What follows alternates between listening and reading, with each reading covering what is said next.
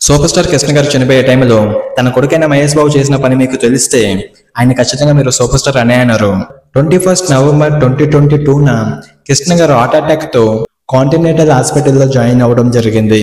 అదే టైంలో ఒక 3 ఏళ్ల చిన్న బాబుని ఆంధ్ర హాస్పిటల్లో హార్ట్ అటాక్ ఆపరేషన్ కోసం జాయిన్ చేశారు. అప్పుడు అదే టైంలో ఈ పిల్లోడి తల్లిదండ్రులు ఆపరేషన్ చేయించలేని పరిస్థితుల్లో ఉన్నారు. అండ్ ఆ తల్లిదండ్రులు అయితే మా బిడ్డకి ఎలా ఆపరేషన్ చేయించాలనే టైంలో సాయం కోసం వెయిట్ చేస్తున్న టైంలో అండ్ ఈ విషయం మహేష్ బాబుకి తెలిసి తన తండ్రి అదే సమయాన్న హార్ట్ అటాక్ తో చనిపోయే పరిస్థితిలో ఉన్నా కూడా మహేష్ బాబు అయితే ఈ చిన్నారికి హార్ట్ సర్జరీ చేసి ఈ పిల్లోడి ప్రాణాలు అయితే కాపాడాడు.